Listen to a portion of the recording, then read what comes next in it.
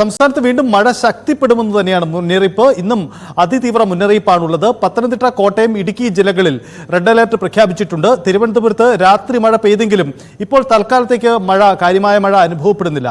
പത്തനംതിട്ടയിൽ ഇന്ന് ഒഴുക്കിൽപ്പെട്ട് കാണാതായ 2 പേർക്കു വേണ്ടി തിരച്ചിൽ ശക്തമായി തുടരുകയും ചെയ്യുന്നു. ഇതാണ് സംസ്ഥാനത്ത് മഴ ശക്തമാകുന്നതിനോടൊപ്പം തന്നെ മഴക്കെടുതികളും രൂക്ഷമാകുന്നു എന്ന സാഹചര്യമാണ്. എന്താണ് ഇന്നത്തെ മഴ മുന്നറിയിപ്പ്? നമുക്ക് പരിശോധിക്കാം. ഷംന നമുക്കൊപ്പം ചേരുന്നു. ഷംന, കാലാവസ്ഥാ നിരീക്ഷണ കേന്ദ്രം നൽകുന്ന മുന്നറിയിപ്പ് എങ്ങനെയാണ്? 3 ജില്ലകളിലെ റെഡ് അലേർട്ട് നിലവിലുണ്ട്. ഇതിനപ്പുറത്തേക്ക് കൂടുതൽ മുന്നറിയിപ്പുകളോ കൂടുതൽ ജാഗ്രത പാലിക്കേണ്ട സാഹചര്യങ്ങളോ സംസ്ഥാനത്തുണ്ടായിട്ടുണ്ടോ? അതെ, 3 ജില്ലകളിലാണ് ഇന്ന് റെഡ് അലേർട്ട് പ്രഖ്യാപിച്ചത്. പത്തനംതിട്ട, ഇടുക്കി ജില്ലകളിലാണ്. പത്തനംതിട്ട, കോട്ടയം, ഇടുക്കി ജില്ലകളിലാണ് ഇന്ന് റെഡ് അലേർട്ട്.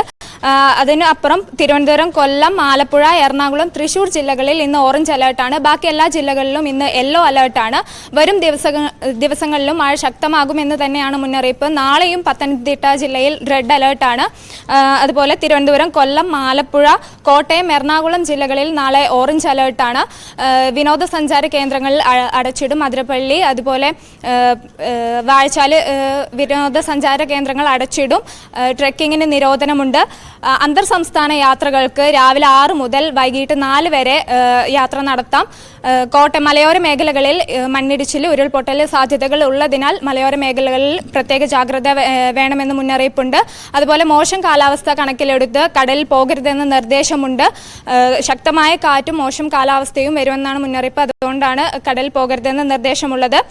കോട്ടയം ജില്ലയിലെ മലയോര മേഖലകളിൽ ഈരാറ്റുപേട്ട, വാഗമൺ റോഡിലൂടെയുള്ള രാത്രി യാത്രകൾക്ക് ഇന്നും നിരോധനം തുടരും.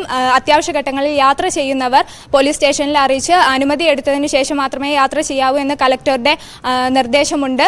എന്തായാലും വരും ദിവസങ്ങളിൽ ബംഗാൾ ഉൾക്കടലിൽ ന്യൂനമർദ്ദം രൂപപ്പെടും. അത് അതിശക്തമായ ന്യൂനമർദ്ദമായി മാറും. അതുകൊണ്ട് വരും ദിവസങ്ങളിൽ മഴ ശക്തമാകുമെന്ന് തന്നെയാണ് നിലവിൽ മുന്നറിയിപ്പുള്ളത്. അതാണ് സാഹചര്യം. ഇന്ന് തീയതി 21ആണ്. 31-ന് മുമ്പായി സംസ്ഥാനത്ത് മൺസൂൺ എത്തും. അങ്ങനെയെങ്കിൽ ഇപ്പോൾ അനുഭവപ്പെടുന്ന മഴയായിരിക്കില്ല. ഇനി അങ്ങോട്ട് കാലവർഷം അതിൻ്റെ എല്ലാ തീവ്രതയിലും സംസ്ഥാനത്ത് അനുഭവപ്പെടാൻ പോവുകയാണ്. വലിയ ജാഗ്രത നമ്മൾ പുലർത്തണം എന്നതാണ് സാഹചര്യം.